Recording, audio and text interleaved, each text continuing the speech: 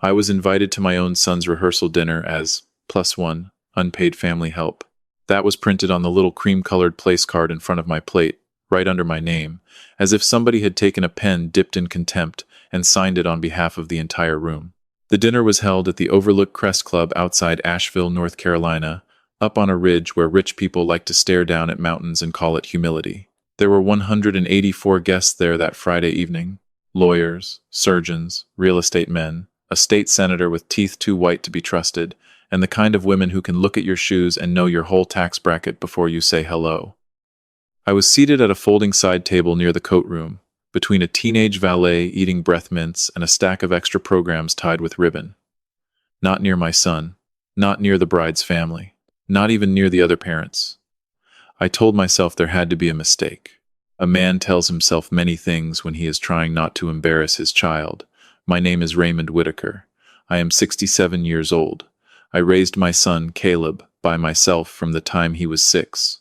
His mother, Ellen, died on a rainy Tuesday in March, and after that, every school lunch, every fever, every broken bicycle chain, every late tuition bill, every lonely Christmas morning fell into my hands. I was not a perfect father, no man is.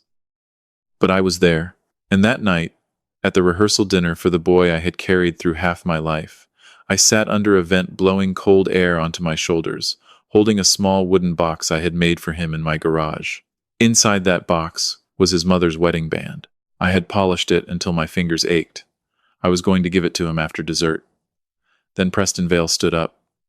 Preston Vale was the bride's father, 62 years old, silver cufflinks, yellow tie, skin tan the color of money that had never worked outdoors. He owned pieces of half the restaurants in downtown Asheville, or at least that was what he liked people to believe. He had a voice made for microphones and threats. He tapped his spoon against his glass. The room quieted. He smiled first at his daughter, Caroline, then at my son, then finally, slowly, at me. And, brothers and sisters, there is a certain kind of smile that lets you know the knife was sharpened long before dinner. I want to welcome everyone, Preston said, to a celebration of families coming together. People applauded. Then he looked down at the card in his hand and said, "Some families bring tradition, some bring influence, some bring opportunity." He paused. Then he lifted his glass slightly in my direction. "And some," he said, "bring a toolbox and a good attitude." A few people chuckled. I did not move. Preston continued. "Now, I don't mean that as an insult. Every family needs someone practical. Someone to fix a loose hinge, carry a box, unclog a sink when the caterers panic." The chuckles turned into laughter. My son was sitting at the main table beside Caroline. His face tightened, but he did not stand. Caroline leaned close to him and whispered something. Her brother, Bennett, raised his phone just enough to record me without pretending otherwise. Preston spread his hands like a preacher. "Caleb, we are delighted to welcome you into a world where doors open because of names, not calluses. And Raymond, well," he looked straight at me, "we appreciate your contribution. Every ladder needs a bottom rung." The room laughed harder then. Not everyone. I want to be fair. Some people looked down at their plates. One older woman near the window pressed her lips together like she had tasted something spoiled. But enough people laughed that the walls seemed to laugh with them. I looked at Caleb. My boy, 31 years old, wearing the dark suit I had helped him choose, sitting next to the woman he was supposed to marry the next afternoon. He looked frozen. That hurt. But what hurt worse was this. Caroline reached over and touched his arm, and he gave a small, nervous smile. Not because it was funny, I know that now. But in that moment, from across that room, all I saw was my son smiling while they made his father into a joke. I placed both hands on the table. I looked at the little wooden box, and I remembered Ellen in our old kitchen, holding Caleb when he was a baby, saying, "Ray, if we do nothing else, we raise him to know the difference between shiny and true." I picked up the box. I stood. No speech, no shouting, no glass thrown against a wall. A man who has been truly insulted does not always need volume. Sometimes the loudest thing in a room is a chair sliding back. I walked past the coat room, past the extra programs, past a woman who suddenly pretended to study her phone, past a waiter who looked at me with more kindness than anyone wearing diamonds had shown me that evening. Behind me, Preston's voice floated through the room. "Oh, Raymond, don't be dramatic. We're all family now. That was when I heard the scrape of another chair. Then footsteps. Fast ones. Dad. I stopped just outside the double doors, in the hallway lined with framed photographs of governors, golf champions, and men who had donated enough money to have their sins hung in oak frames. I turned. Caleb was coming toward me. His tie was loose. His face was pale. His eyes were full in a way I had not seen since he was 12, and trying not to cry after losing the regional spelling bee. Behind him, Caroline had stood up. "Caleb," she snapped. "Do not make a scene." Preston's voice followed. "Son, sit down. Your father is being sensitive." Caleb stopped 3 feet from me. "Dad," he said, and his voice broke on that one word. I looked at him for a long moment, long enough to remember every version of him I had ever known. The boy with peanut butter on his cheeks, the teenager slamming doors, the young man calling me from college because his truck wouldn't start, the groom-to-be standing in a hallway between the family that raised him and the family that wanted to own him. I said, "Are you going back in there, son, or are you coming with me?" There are moments in life where a person is built or broken in less time than it takes to breathe. Caleb looked back through the open doors. Caroline stared at him, furious, beautiful, and cold. Preston held his champagne glass as if it were a judge's gavel. Bennett still had his phone up. Caleb reached into his jacket pocket and pulled out the small gold lapel pin Caroline's family had given him that morning. Their family crest, a fox wrapped around a key. He looked at it once. Then he set it on the hallway table beside a vase of white lilies. "I'm coming with you," he said. We walked out together. The mountain air hit us cool and clean. Down below, Asheville glittered in the valley. The October wind moved through the trees, carrying that smell of damp leaves, chimney smoke, and rain waiting somewhere beyond the ridge. We did not speak until we reached the edge of the parking circle. My old pickup was parked far beyond the valet line, under a hickory tree. Caleb had parked near the entrance with Caroline, of course. We walked toward my truck like two men leaving a house fire. Halfway there, my phone vibrated. I took it out. The name on the screen was Mara Ellis. I answered. "Raymond," she said. "Do you want me to proceed?" I looked back at the club. Through the tall windows, I could see people standing now. Faces turned toward the glass. Preston was near the doors, one hand raised, giving orders to somebody. I said, "Yes, Mara. Start with the board, then the bank. Tonight." She was quiet for half a second. Then she said, "Understood." I hung up. Caleb stared at me. "Dad," he said. "Who was that?" I opened the truck door, then closed it again without getting in. "Walk with me," I said. There was a gravel path behind the club that led down toward a small overlook. I knew it well. Most people at Overlook Crest thought the club had always belonged to men like Preston Vale. It had not. Before there was a golf course, before there were chandeliers and wine lockers and imported stone fireplaces, that ridge had belonged to 3 families. One of those families was mine. My grandfather bought 80 acres of that mountain in 1948 with timber money and stubbornness. My father nearly lost it after a bad crop year and a worse business partner. I bought it back piece by piece while working 2 jobs and raising Caleb. Nobody at that dinner knew because I never needed them to know. We reached the overlook.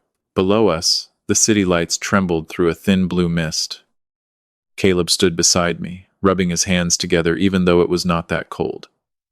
"Dad," he said quietly, "what is going on?" I looked at my son. I had rehearsed this conversation 100 times and hated every version. "You remember when you were little?" I said, "and I told you I managed maintenance contracts?" "You did manage maintenance contracts." "I did. Some of them." I nodded toward the club, including this place. He frowned. 31 years ago, I said, the Overlook Crest Club almost went under. Bad debt, bad management. Rich men pretending to be richer than they were. I was younger then, but I knew the land. I knew the bones of this place. So I bought a small note from a bank that wanted it off their books. Then another, then another. Caleb stared at me. I continued. Over time, through Whitaker Ridge Holdings, I became the majority owner of the land beneath this club, the service road, the west parking parcel, and the old spring rights that feed the irrigation system. The club leases more from me than Preston Vale has ever owned in his life. Caleb blinked like I had spoken in a language he almost understood. "You own this place?" Not the silverware, I said. Not the wallpaper. But I own enough that if the board violates the lease, I can make their lawyers sweat through their shirts. He turned back toward the glowing windows. Preston knows? Preston knows pieces. He doesn't know all. Men like him never read the documents closely. They rely on people being too impressed to ask questions. Caleb sat down on a stone wall. I sat beside him, the wooden box still in my hand. There's more, I said. He closed his eyes. Of course there is. For 4 months, Mara Ellis has been reviewing the Vale family's finances. She's my attorney, the sharpest one I know. Preston has been using the club's charitable foundation as a personal wallet. Renovations billed twice. Vendor contracts pushed through shell companies. Donations redirected into development projects under Bennett's name. Caleb opened his eyes slowly. What? I didn't go looking because I disliked them, I said. I went looking because I saw how Caroline talked to waiters. I saw how Preston talked to you when he thought I wasn't listening. And I saw something in you I recognized. What? The look of a man trying to make disrespect feel like love. He looked away. That one landed. I hated that it had to. The wind moved through the trees below us. Why didn't you tell me? Caleb said. I took a slow breath, because I tried, not with documents, not with accusations. But I asked you to slow down. I asked you if you felt peaceful with her. I asked you whether you liked who you became around her family. Every time, you told me I was being protective. Maybe I was. But if I had come to you with papers and lawyers, you would have thought I was trying to buy your life back. He did not answer. So I waited, I said. Not for the wedding. I would not have let you stand at the altar tomorrow without knowing. I was going to talk to you tonight after dinner, privately. Then Preston gave his little speech. Caleb covered his face with both hands. I smiled, he whispered. When he said it, I smiled. I don't even know why. Everyone laughed, and Caroline grabbed my arm, and I froze. I put my hand on his shoulder. Son, freezing is human. Staying frozen is a choice. You came after me. I should have stopped him at the first word. Yes, I said. He looked at me. I nodded. Yes, you should have. And you know that. That is why you're sitting here with me now instead of in there pretending a man can build a marriage on cowardice. His eyes filled. I'm sorry, he said. I know. Behind us, heels struck gravel. Caleb, Caroline's voice cut through the air like a glass crack. She came down the path still in her ivory rehearsal dress, the hem lifted in one hand.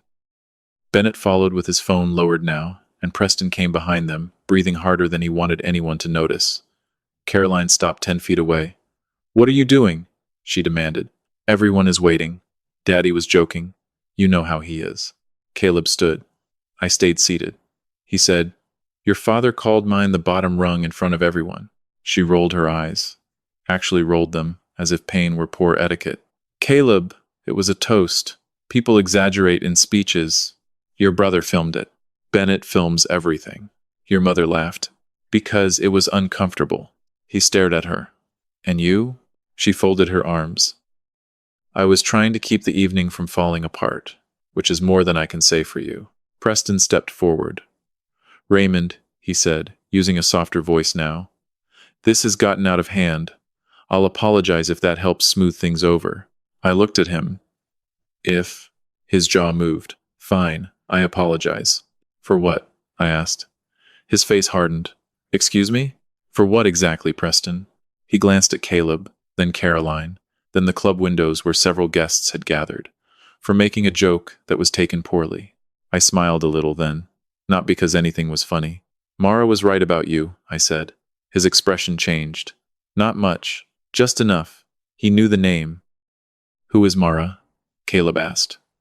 Preston's face went gray around the mouth. I stood. Mara Ellis, I said, is the attorney who sent your board 3 notices about unauthorized foundation transfers, conflicted vendor contracts, and violations of the land use lease connected to this property. Bennett lowered his phone all the way. Caroline looked at her father. Daddy, Preston pointed at me. You don't want to do this. That sentence told Caleb more than any document could have. I looked at my son. That is the voice people use when they know the truth is not on their side. Preston stepped closer. Raymond, Listen to me. Whatever you think you have, we can discuss it like gentlemen. Gentlemen, I said. You had a microphone 10 minutes ago. He swallowed. I took out my phone again. This time I placed it on speaker. Mara answered immediately. Yes? Mara, I said. Who is on the line? The club board chair, 2 trustees from the foundation, counsel for First Carolina Bank, and our forensic accountant. I have not yet added the county investigator. Waiting on your confirmation, Preston whispered. Raymond. I looked at him. There are men who mistake silence for weakness, because silence is the only language they never learn to respect. Add him, I said. Mara said, Done. Caroline stared at me, as if I had turned into someone else. But I had not. That was the part they never understood. I was the same man who patched the club's pipes at midnight so their gala would not flood. The same man who changed Caleb's bandages after he fell off his bike. The same man who sat beside Ellen while cancer took the weight from her hands. The same man who bought the land under his boots and never once needed to brag about it. Money had not changed me. It had only made certain men careless around me. Preston took another step, then stopped when Caleb moved between us. Don't, my son said. It was one word, but I heard the boy I had raised inside it. Preston's eyes flicked toward him. You are making a mistake, Caleb said. No, sir. I almost made one tomorrow. Caroline's mouth fell open. Are you serious? She said. You're going to throw away our wedding because your dad got embarrassed? Caleb turned to her. No, he said. I'm calling off the wedding because when my father was humiliated, you were more worried about the room than the man. She stared at him. Then she said the sentence that ended whatever small chance remained. Do you have any idea what walking away from my family will cost you?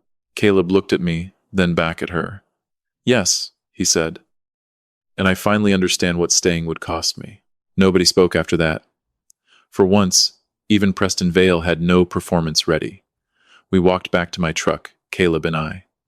This time, he did not look back. Not when Caroline cried his name.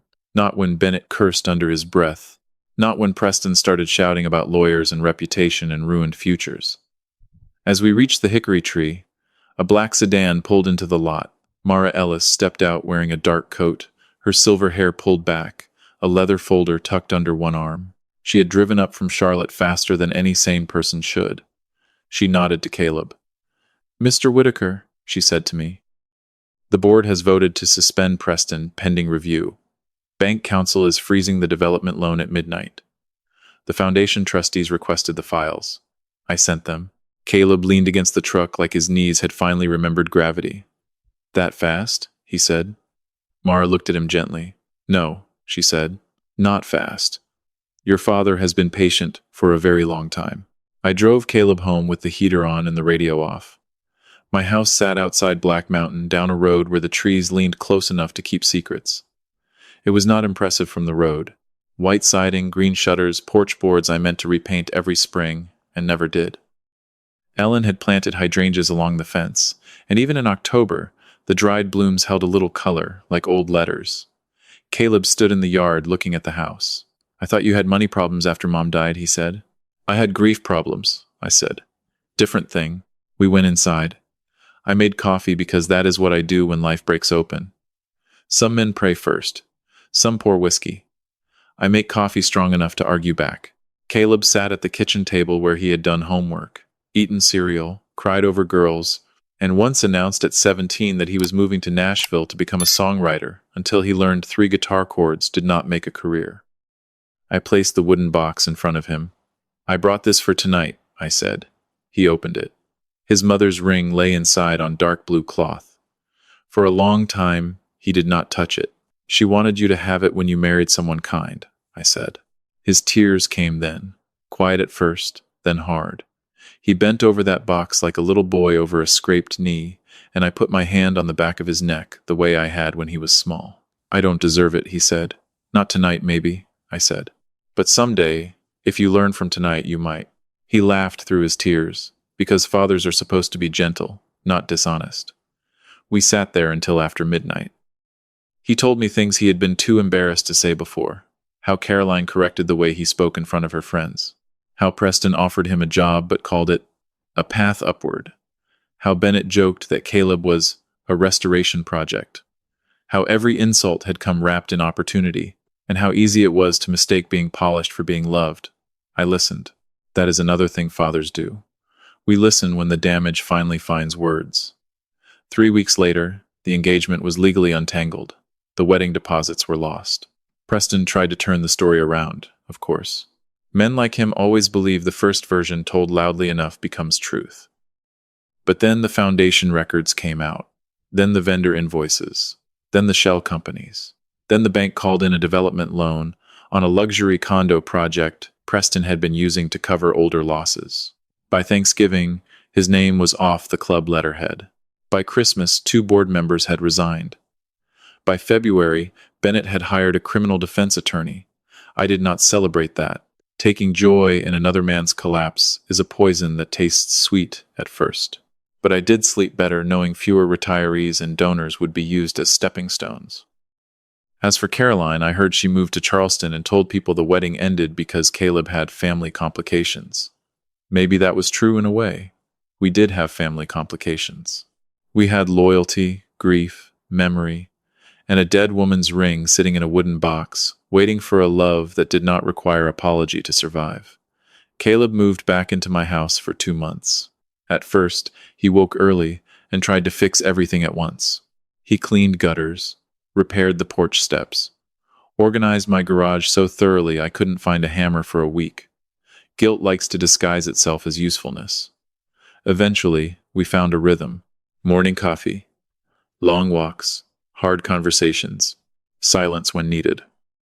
He asked to learn about Whitaker Ridge Holdings. I told him he could, but only from the bottom. No corner office. No title with the word executive in it.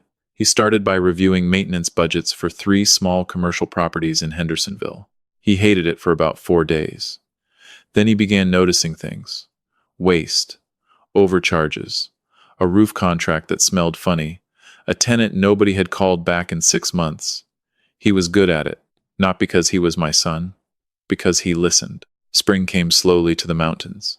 The ridges turned green from the bottom up. One Saturday in April, Caleb brought a woman by the house. Her name was Nora. She taught 4th grade in Swannanoa and had dirt on her shoes from helping her students plant milkweed behind the school. She shook my hand with both of hers. She called me Mr. Whitaker until I told her Raymond was fine. At dinner, she asked Caleb about his mother before she asked what he did for work. I liked her for that. Later, when Caleb went out to get more firewood, Nora helped me clear plates without making a show of it. She saw the wooden box on the mantel. "That's beautiful," she said. "Made it myself," I told her. "You can tell," she said. "Not because it's perfect, because someone cared. Brothers and sisters, there are sentences that reveal a person. That was one of them. I am not saying she will be my daughter-in-law. Young people need time, and old men need to stop planning other people's futures. But when Caleb came back inside and saw her standing in my kitchen, holding a dish towel and laughing at something I said, his face looked peaceful. That was enough for me. I want to tell you something before I finish. Preston Vale did not become small because he lost money. He was already small. The money only gave him a balcony to shout from. And I did not become worthy because people found out what I owned. I was worthy when I was fixing pipes. I was worthy when I was packing lunches. I was worthy when I was sitting under that cold vent with a handmade gift in my lap. A person's value does not rise when the rich finally notice it. Remember that. Some of you know exactly what my table felt like that night. Maybe yours was not at a rehearsal dinner. Maybe it was at Thanksgiving, when your own children talked over you. Maybe it was in a hospital room, when a doctor looked through you instead of at you. Maybe it was at church, at work, at a family reunion, in a living room where everyone knew the joke was cruel and laughed anyway. If you froze, you are not alone. If someone you loved froze, that wound is real. But I learned something from my son that night. The first failure does not always have to be the final truth. Caleb failed me for a moment. Then he got up. He followed. He chose. He repaired what he could. That matters. A person who comes back with humility is worth more than a person who never admits they left. As for the Overlook Crest Club, I still own the Ridge. The board asked me if I wanted a permanent seat named after me in the main dining room. I told them no, but I did ask for one change. There is no side table by the coat room anymore. No guest, no worker, no old father in a worn jacket will sit there again under that cold vent, wondering whether he counts. Last month, Caleb and I walked the ridge at sunset. The sky was pink over the blue ridge, and the wind smelled like rain and pine needles. He asked me if I regretted waiting until that night. I thought about lying, because fathers like to look certain, but I told him the truth. Yes, I said, and no, I regret the pain. I don't regret seeing you walk through that door. He nodded. Then he said, I didn't leave because of what you had. I know. I left because you're my dad. I had to look away then. A man can survive a room full of laughter, but sometimes one honest sentence from your child will break him clean open. So tell me, friend, what would you have done? Drop a 1 if you would have walked out quietly. Drop a 2 if you would have confronted Preston in front of everyone. Drop a 3 if you've ever had your own side table moment, where people made you feel small and you had to decide whether to stay seated or stand up. And tell me where you're watching from. Tell me the time where you are. I read those comments because they remind me of something I did not fully understand until late in life. There are good people everywhere. Some are sitting in big houses. Some are sitting in apartments. Some are drinking coffee before sunrise. Some are listening alone after midnight. Some are carrying old wounds nobody in their family ever apologized for. But if this story found you, maybe it found you for a reason. Maybe it is here to remind you that dignity does not require permission. And maybe, just maybe, it is never too late to stand up from the table where they tried to put you. Sometimes the strongest stand is not a raised voice, but the quiet moment when we choose love over pride. Raymond and Caleb remind us that family can still heal when someone has the courage to come back, apologize, and do better. Hold close the people who stood by you. And whenever you can, be the safe place someone can return to.